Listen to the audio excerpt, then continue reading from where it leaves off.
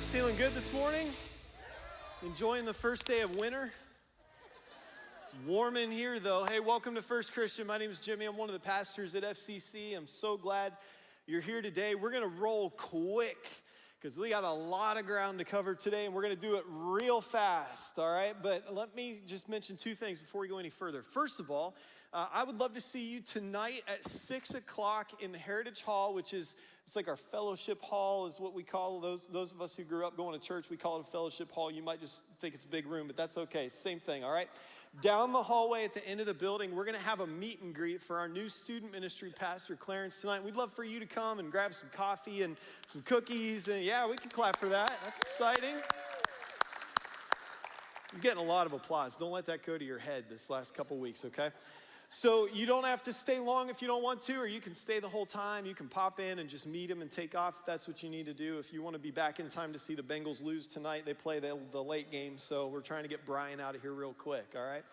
But we'd love to see you there, okay? The other thing I want to tell you is this. You need to know going in this morning, because of what we're going to talk about, if you haven't ever heard this before, if it's your first time here, somehow you've missed it, that we are a church that believes that Jesus is for all people, everybody.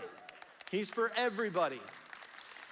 And we're gonna explain a little more about what that means this morning, but I just want you to know that because you need to know, whatever your life looks like today, wherever you're coming from, and wherever you think you might be headed, we believe Jesus wants to say something to you. We believe there's something he wants to do in your life. So we're glad that you're here, maybe to hear a little more about that today.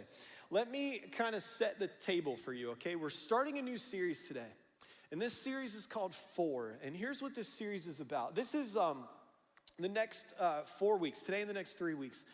This is gonna be a lot of me sharing my heart and what's going on in the life of our church, kind of some things that have been unfolding behind the scenes over the past 6 or 8 months and kind of bringing you up to speed on where God is leading us and what he's doing. We've spent a lot of time over the past 6 or 8 months just in like intense prayer and conversations and planning and even some healthy debate about what lies ahead, because when you're trying to figure out where Jesus is leading you, you got to kick every tire and turn over every rock. And so we've kind of done that for 6 or 8 months now. And I'm excited to share some of this with you. And here's why, okay? If I could just boil it down to this, I would say, and you've heard me say this a couple times already, there are a lot of churches out there who are really well known for what they're against.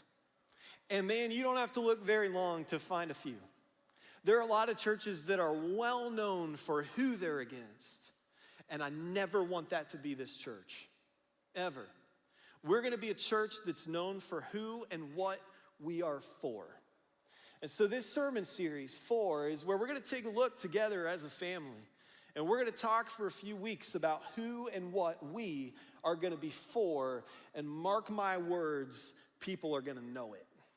People are gonna know it. Now, I just want to mention one more thing. If you're here this morning and you're somebody who would say, I'm not a part of this church, and so maybe you're talking about where you guys are headed, but I don't know that I'd include myself in that, that's okay. If you're here this morning and you'd say, I'm somebody that hasn't made up my mind about Jesus, that's okay. If you're here this morning and you would say, I'm not, maybe I've figured Jesus out, but I'm not sure I'm ready to commit to anything, that's okay. I want to give you permission to do a few things this morning. Number one, I just want you to know you have permission to not believe. You can listen and you can agree or disagree, but you have permission to not believe. I also want you to know you have permission to be skeptical, because a lot of churches talk a good game. A lot of churches talk a good talk and they don't walk a very good walk. A lot of churches say all the right things and they don't put their money where their mouth is. And a lot of Christians are guilty of that. And so you have permission to be skeptical today. But you're gonna see that where we're headed is really good and it's really exciting. And the proof's in the pudding, right? Time will show that what's happening is God is building something remarkable that we get to be part of and we get to be witnesses to. And I'm so excited to share a little bit of that with you this morning as we kind of tip this thing off. All right, so let me start here. When I was a kid, I grew up at a church called Greenford Christian Church. It's about an hour away from here, and it's a really big church in the middle of a cornfield. By all means, it should not be a big church, but it is, okay? And so when I was a kid, we had a kids ministry with a lot of kids in it, and we would do this thing every single week, or most weeks, where at a certain point in the service, they would dismiss us, and we'd go off and we'd have a lesson that was just for us. We called it junior church. Anybody grow up in a church that did something like that when you were a kid? We did that at my church. But the first Sunday of every month was special, because the first Sunday of every month, they didn't send us off to our junior church saying we got to stay with our families in big church. And for most of us, that was extremely boring, all right? But we thought it was cool. We got to stay in big church. But they would do this thing right at the beginning of the sermon where we had this guy named Dave Tolson, and he'd come up on the stage, and Dave would sit down on a stool, and he'd call all the kids up. Any kids in the audience, he'd welcome them to come up on the stage with him. And so we'd all run up on the stage and gather around Dave, and he called this thing Sermon in a Sack. What they would do is every month they'd ask some random kid, and I got to do it once. They'd just pick a kid and they'd say, hey, you get to do the sermon in the sack this month. And what you would do is you just take any random object and you'd put it in a brown paper bag and you bring it to church. And when they go to do this thing, you'd go up on stage and you'd hand it to Dave. And he had no clue what was in the bag. And he would have to take this thing out of the bag. And in about 10 seconds, he would have to think up an object lesson in his head. And he was so good at it. He would take this object and he'd use it to teach us kids something about Jesus, something about how he loves us, or something about what he's doing in the world. And man, I still, all these years later, remember some of the lessons I learned as just a little kid from Dave Tolson in a sermon in the sack on the first Sunday of every month at my home church growing up. Now, here's why I tell you that, because what Dave was doing is something that Jesus was an expert at. Jesus was an expert at teaching lessons in ways people can understand. He was an expert at using objects or illustrations or real life things to connect who God is to who we are and how those things interact and what he's doing in the world. Jesus was an expert at that. He was famous for it.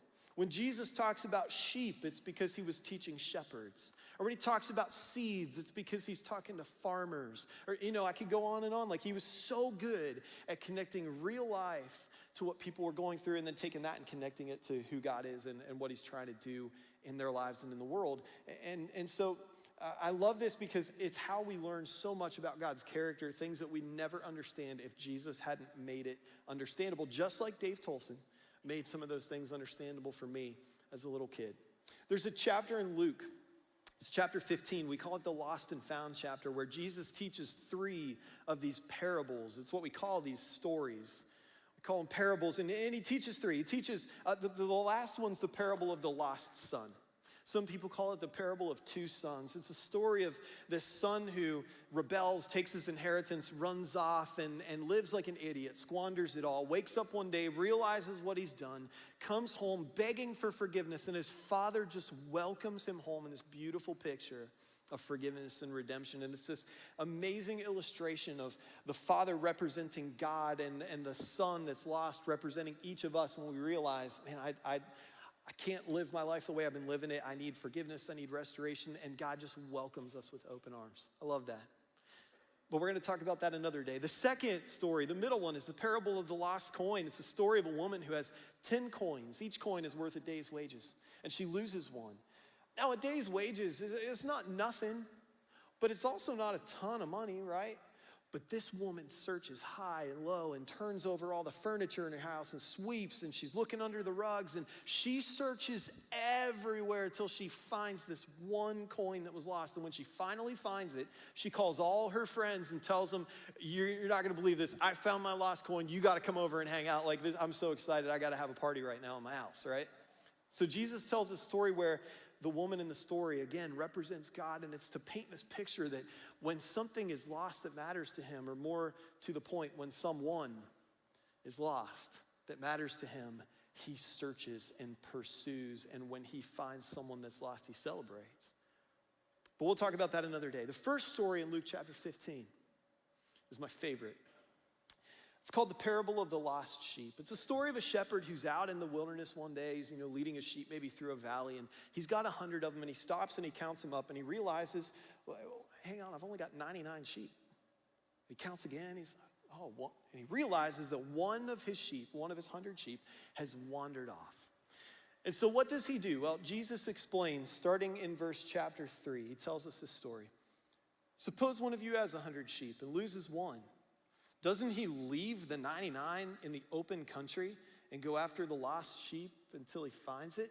Now, for any shepherds who were listening this day, they would have said, no, Jesus, that's irresponsible.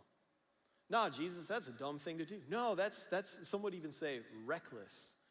Because you have 99 sheep, right? You only lost one. Wouldn't you want to protect the 99? Wouldn't you want to keep the 99 together? Wouldn't you want to keep bears and wolves and lions away? Wouldn't you want to keep somebody from stealing them or more of them from wandering off? You wouldn't leave the 99 in open country where they're wide open and vulnerable to go and search for one stupid sheep that wandered off. You'd cut your losses, right? But not this shepherd. Jesus says he goes and he searches for the sheep until he finds it. And then check this out in verse 5. It says, when he finds it, he joyfully puts it on his shoulders and goes home. And then he calls his friends and his neighbors together. And he says, rejoice with me because I've found my lost sheep. And I tell you, in the same way, there will be more rejoicing in heaven. Check this out. Over one sinner who repents than over 99 righteous people who don't need to repent. You know what I love about that story?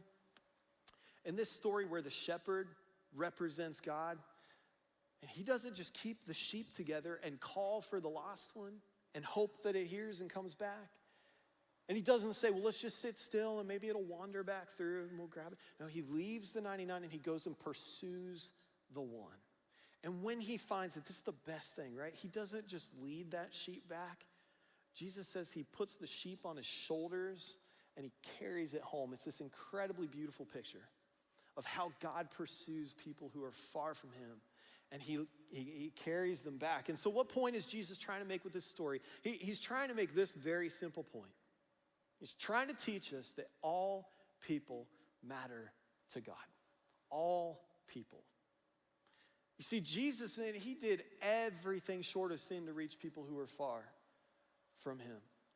He did things that, now let me be clear, because I'm not trying to be heretical here, but he did things that some of the religious people in his day would have looked at and they would have said, Jesus, you can't do that. That you're breaking the rules. You can't eat with that guy. You can't hang out with that girl. You can't be in that room with those people.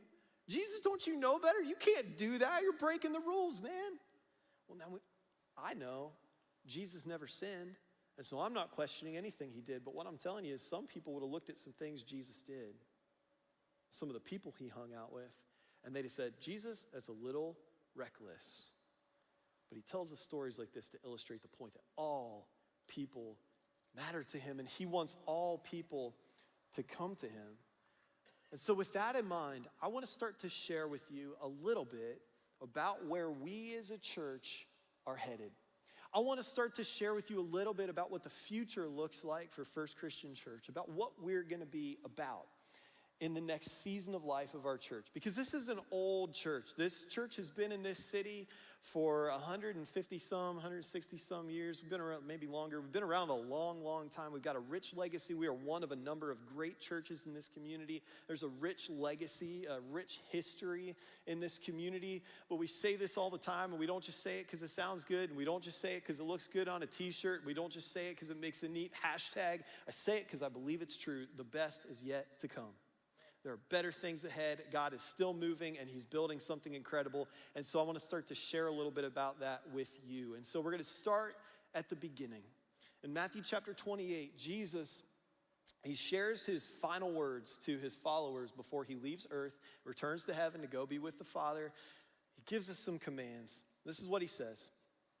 He brings them all together on this mountaintop and he says, hey, all authority in heaven and on earth has been given to me. Don't listen to anybody else. Nothing else you've heard matters. This is it right here. He's preparing them. He's setting the stage. I'm going to tell you something really, really important. Okay? He says, all authority in heaven and on earth has been given to me, so listen up. And then he says, therefore, go and make disciples of all nations. That's another way of saying all people. It was a big deal for them. We're going to explain more in the coming months about what all nations was and the significance of that. He's telling them, go everywhere. Talk to everybody. And make disciples, baptizing them in the name of the Father and of the Son and of the Holy Spirit, and teaching them to obey everything I've commanded you. And surely I am with you always to the very end of the age. Jesus says, go make disciples, baptize them, teach them everything that I've taught you. so that they will go and do the same. That is the goal. That is why, church, that is why we don't let anybody take the step of following Jesus, being baptized here without sharing it with you. Sometimes you may see those videos and think, I saw this last week. Why are we watching this again? It's because we don't want anybody to miss it. When somebody takes the step of saying, I'm gonna follow Jesus, he gets my life, we wanna make sure everybody knows, because that's why we're here. If it's not about that, what are we doing? That's why we're here. And so with that in mind, I want to share for you what our mission statement is. This is why we exist. And we made a couple tweaks to this, okay? And I'll explain more about specifically the change that we've made to our mission statement. But it comes right out of Matthew chapter 28. It comes right from the words of Jesus, and it defines why we're here. And it simply says this: that First Christian Church exists to reach out with unconditional love to all people, and to lead them to become all-in disciples of Jesus. Now let me point a couple things out from this statement, okay? First of all, it says we reach out just like the shepherd in that story Jesus told. We don't just come here on Sunday and have a good time and drink some good coffee and hang out with each other and hope somebody stumbles across Jesus along the way. We are going to be a church that pursues people who are far from Jesus, and even if it means we carry them, we will lead people who are hurting and broken and lost and hopeless. We'll lead them straight to Jesus, because he's the hope. So we reach out, and when we do it with unconditional love. Now this is tough, because just like unconditional love didn't come easy to some of the religious leaders that we read about in the scriptures, it doesn't really come easy to us either. Human nature is a struggle when it comes to this, and if you've been doing church for very long, man, we can get a little bit jaded and a little bit prideful, and this is hard. So I want to mention this, okay? And this is going to make some of you uncomfortable. But here's what this means. If we are going to love people unconditionally, it means I don't get to pick and choose who I love based on their background. It means I don't get to pick and choose who I love based on their political affiliation or views, who they vote for. It means I don't get to pick and choose who I love based on their economic status or the amount of money in their bank account or the clothes they wear or the car they drive or the neighborhood they live in. It means I don't get to pick and choose who I love based on their gender or their sexuality. Means I don't get to pick and choose who I love based on their ability or their disability or what they can do for me or for the church. It means I don't get to pick and choose who I love based on any of that. It means that I just do what Jesus told me to do, and I just love people. Could you imagine the difference there would be in the world if we just got good at loving people? And so we're going to reach out, church, and we are going to love people, and we're going to do our best, and we're going to mess it up, because we're human. And sometimes we're not very good at things that we ought to be good at. But we're going to do our best to love people unconditionally, the way that Jesus did. Because let me tell you something. When I was at my worst, and I didn't deserve any grace, he loved me enough to die for me. So how could I possibly come up with a reason to love anybody else any less? So we're going to reach out. We're going to love people unconditionally, and then we're going to lead them to become all-in disciples of Jesus. Now, this is new. This is what we've changed in our mission statement. I want to explain for you what it means to be an all-in disciple of Jesus. This idea comes right out of Matthew chapter 4, verse 19. Jesus is starting to build his team. And so he's walking along a lake shore one day, and he sees a couple guys out on a fishing boat. These are fishermen by trade. And he says to them these simple words. He says, "Come, follow me, and I will make you fishers of men." And for whatever reason, they dropped their nets. This must have been a pretty compelling invitation, or they were just really tired of fishing. But for whatever reason, they dropped their nets and they followed Jesus. And so if that's the invitation it took for them to come and be a part of his team, then I think that must be a pretty good place for us to start when we look at what it means to be an all-in disciple of Jesus. From that verse, we get these three things. First of all, an all-in disciple is someone who knows and follows Jesus. This is from the words where Jesus said, "Come and follow me." An all-in disciple knows and follows Jesus. Well, that much might seem like common sense, right? If you're going to be a disciple of Jesus, you got to know him and you got to follow him, okay? But it goes further than that. You see, some of us know and follow Jesus, and then it kind of ends right there. We're good, again, at talking the talk, but we don't walk the walk, and there's more to it. Because the next thing we see in that verse, Jesus, he says, come and follow me, and I will make you. We would say an all-in disciple is somebody who's being changed by Jesus.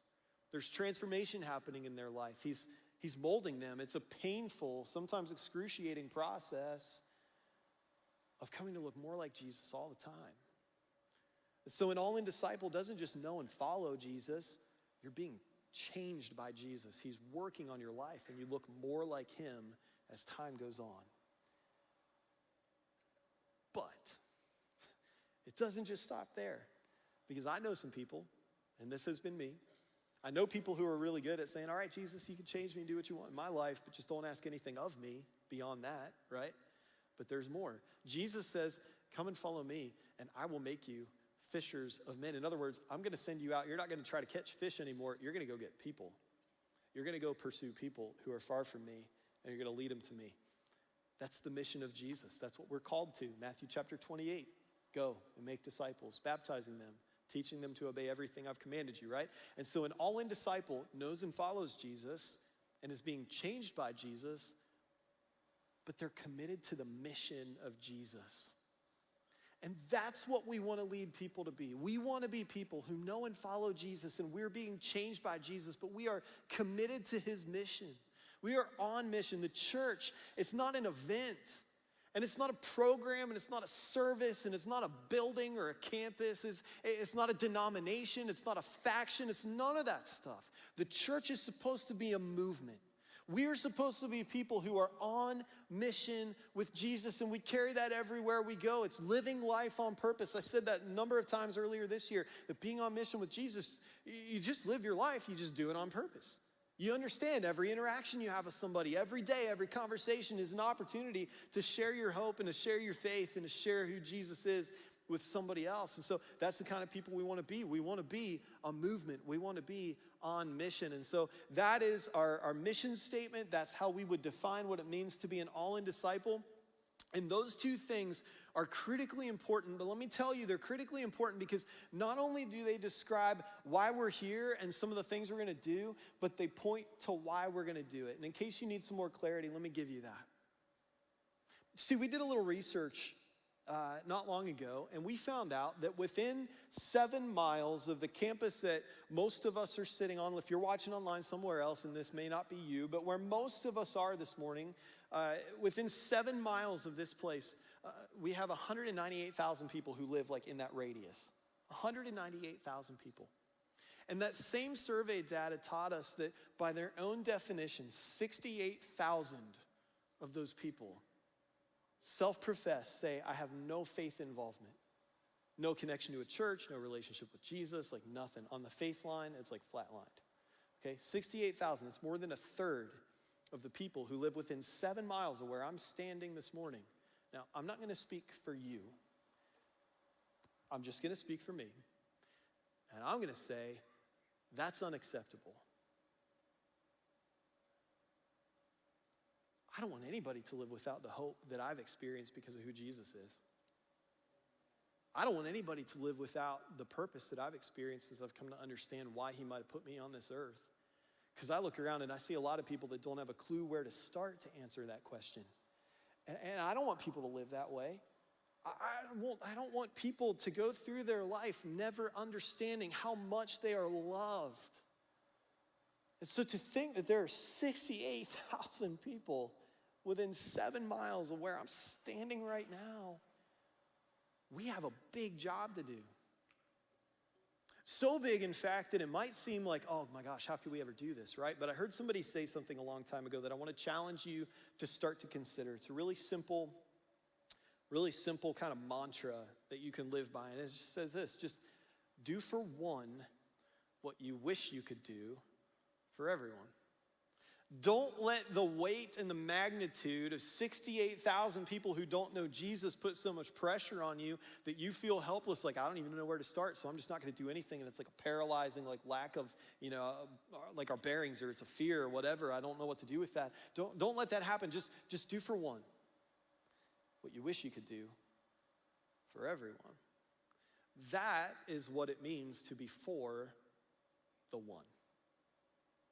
When we say we're for the one, or we say all for the one, it means I'm just trying to do for one what I wish I could do for everyone. And maybe I can't reach 68,000 people, but man, you better believe that if I'm the least bit intentional, I can reach one. And then maybe he'll reach one, and I'll reach another one. I don't know. It just keeps going, right? And so with that in mind, let me explain what our vision is going to be in the next season of life for our church. Because we talked about our mission to reach out with unconditional love to all people and lead them to become all-in disciples of Jesus. We've talked about how we would define what that means, that an all-in disciple is someone who knows and follows Jesus and is being changed by Jesus and committed to the mission of Jesus. But let me connect those dots for you, and let me tell you how this starts to have some handles, to make it something we can hold and something we can work with, because those are great philosophies, but if you don't put handles on this stuff, what good is it? And so our vision, church, our vision here at First Christian Church in the next season of life for our church is simply this. We want to be a place where people find hope, experience community, and live with purpose. We want to be a church where every day people are finding hope and they're experiencing Christ-centered community at its best, the way he designed it to be. And because he's changing them and he's calling them to something, they're learning what it looks like to live with a purpose that they've never imagined for their life, because they're learning who Jesus is and who they are and why he created them the way he did and why he put them on this planet. That's what we want to do. We want to help people do those three things. Now, let me connect a few dots for you in here, okay? Because all three, our mission statement, our definition of an all-in disciple, and our vision, they all connect. Let me explain. Remember, Jesus said, come and follow me. We've said an all-in disciple knows and follows Jesus, right? Well, in our mission statement, we've said we want to reach out with unconditional love and lead people to become all-in disciples of Jesus. We believe that people find hope when they know and follow Jesus. And then he said, and I will make you. Well, we believe that transformation happens in community. People are transformed in community. They're changed in community. And so that's why part of our vision is to help people experience that community. And then Jesus said, I want to put you on mission. I want to send you out. I'm going to give you a job to do.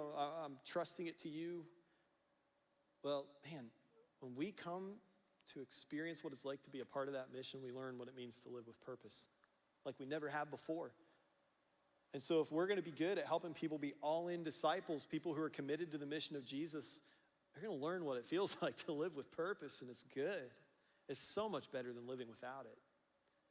And so our vision, again, is to help people find hope and experience community and live with purpose. And we're going to do that in bigger and bigger and bigger ways in the next few years.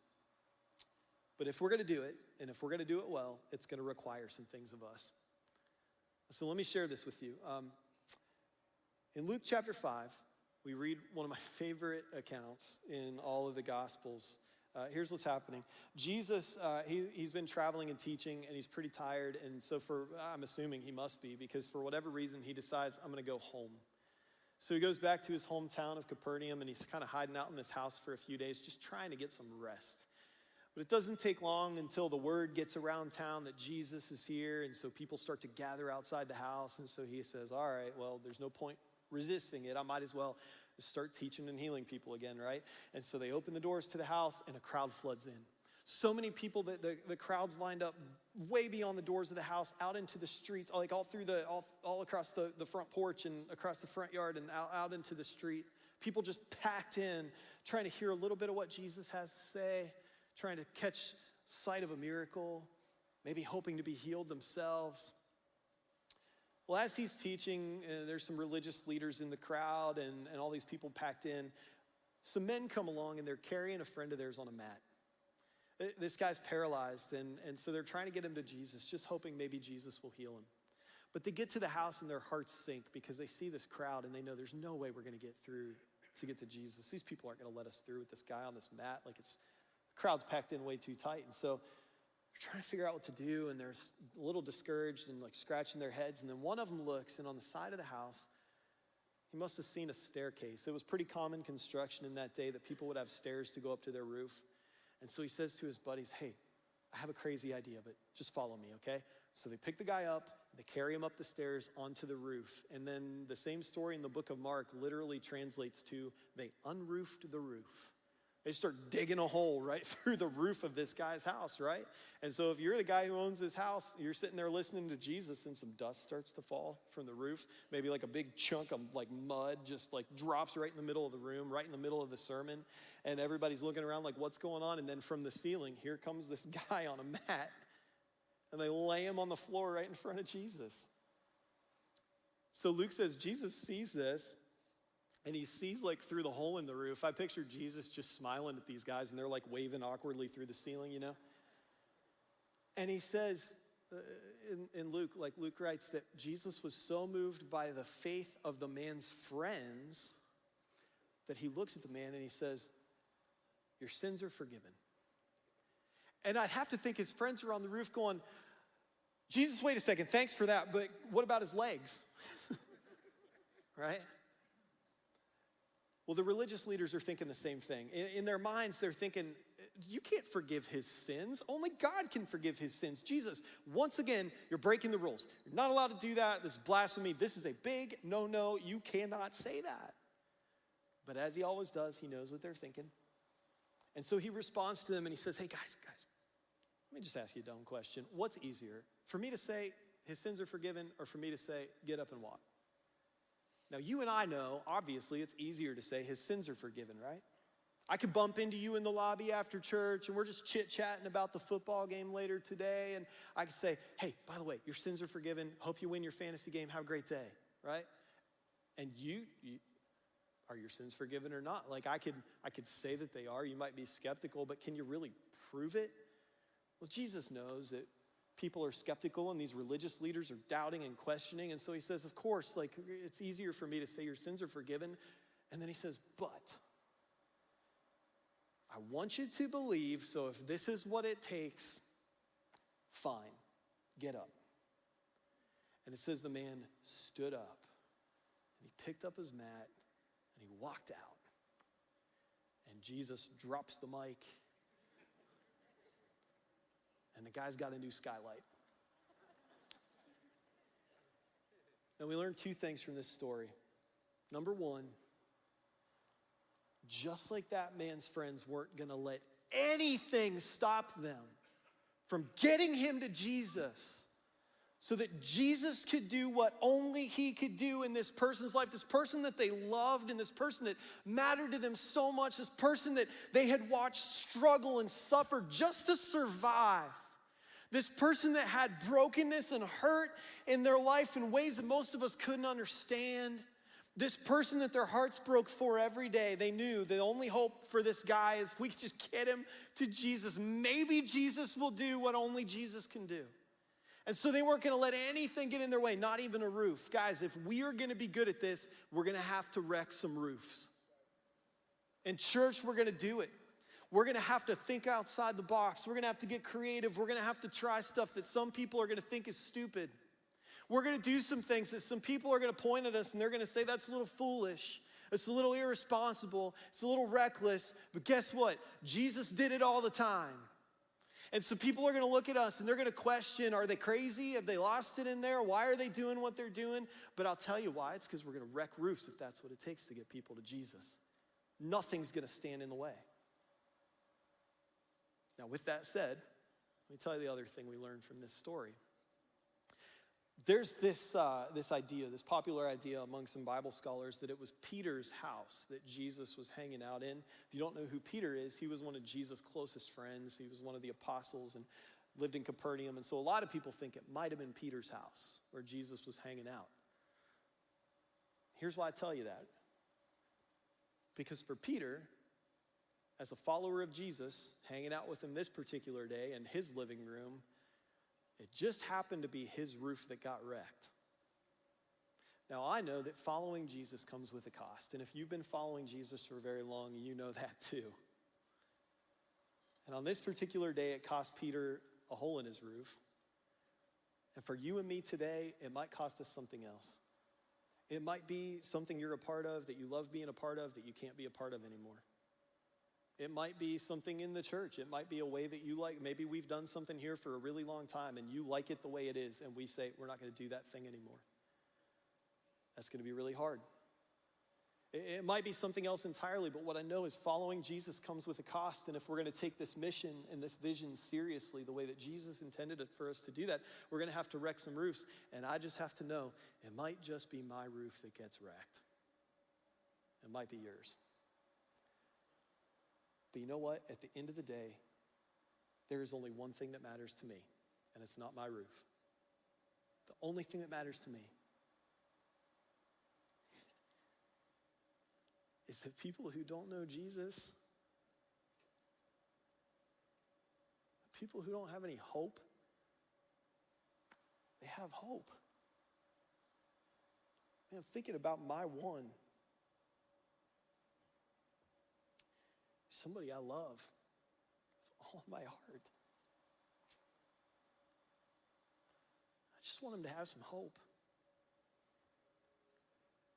So wreck my stupid roof. I don't care. Just get him to Jesus.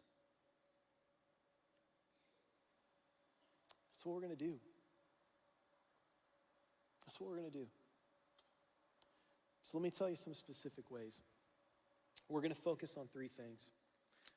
Number 1, we want to be the church. We're not trying to be anything else. We're not a political organization. We're not activists. We're none of that. We're just going to be the church. Number 2, we're going to activate this campus. We're here. This place is awesome. It's beautiful. We've got a lot of space. We better get every dime of value out of this place. So we're going to figure that out. Number 3, we're going to multiply at every level. If we're not multiplying, we're dying. Healthy things grow. So we're going to multiply. Let me give you some specific examples. We've been working really hard on a plan for how we're going to help people to grow in their faith and to take steps and to experience community and live with purpose. We're going to talk a whole lot about that, but it's going to be a clear pathway for people to take intentional steps to grow in their relationship with Jesus and in their connection with the family, the body of Christ. We're going to talk a lot about that over the next few months.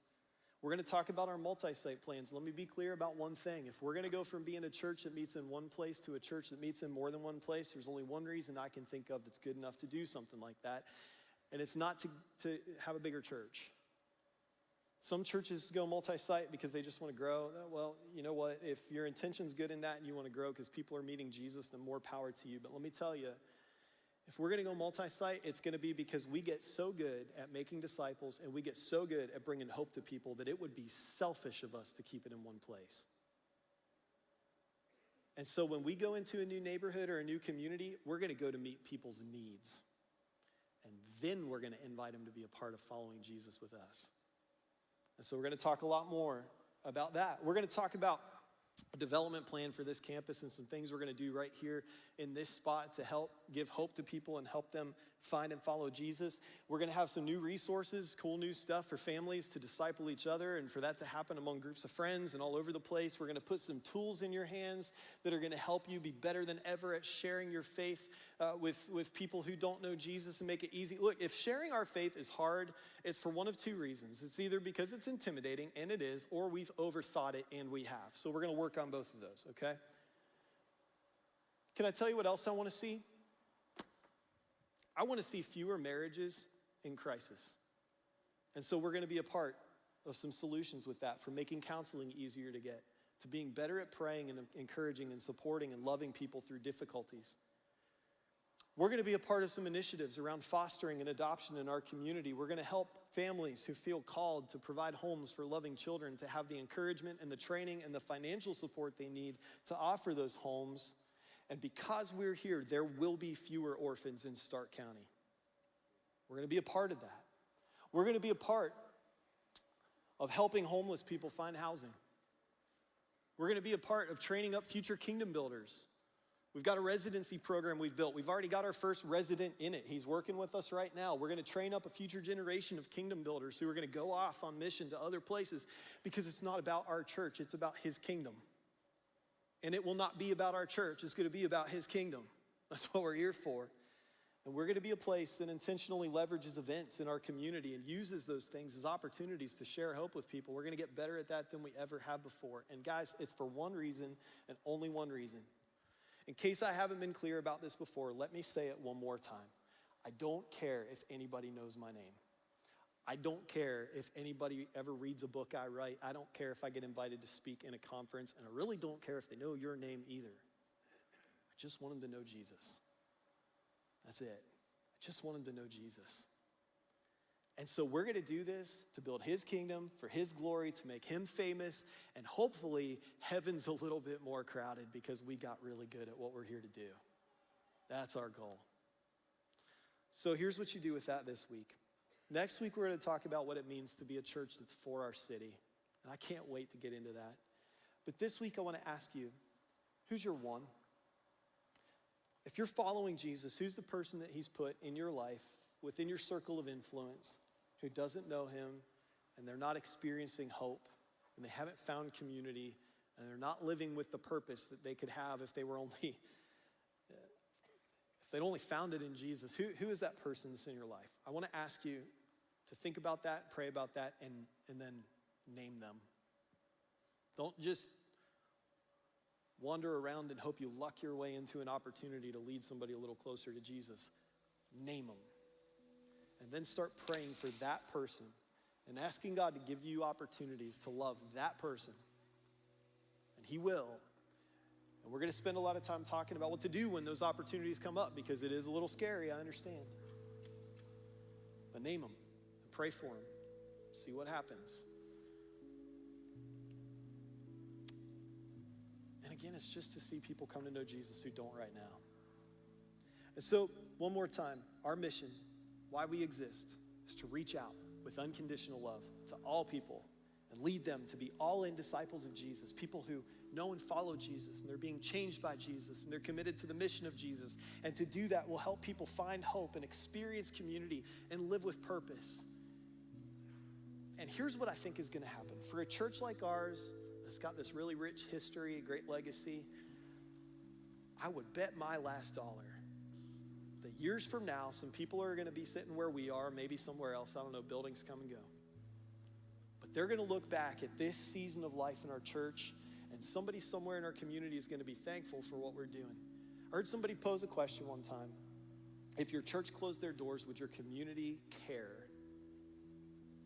Or worse, would they even notice? And sadly, I think there are some churches out there that have, and others who will, close their doors, and nobody's gonna take much note of it. I think years from now, some people in our community are gonna be saying, man, thank goodness for First Christian Church. Because our schools are better, and our neighborhoods are better, and our families are better, and then there aren't children without families, and I can just go on down the list. And it's gonna happen because we're gonna go all in. We're gonna wreck roofs. And Jesus is gonna honor that. He's gonna bless that, and his kingdom will grow. And we're doing it for the one. God, thank you so much that we get to be part of this work that you're doing. I just pray for your blessing, for courage. God, we're trusting you. We're stepping out, following your spirit. So give us clarity and wisdom. And God, take every bit of the glory. It's all yours. Give us boldness to do things that are reckless, because you did things that were reckless, even things up to loving somebody like me, dying for me when I didn't deserve it. I'm so thankful you were willing to be reckless. Help us do that too. We love you, Jesus, and we pray this in your name.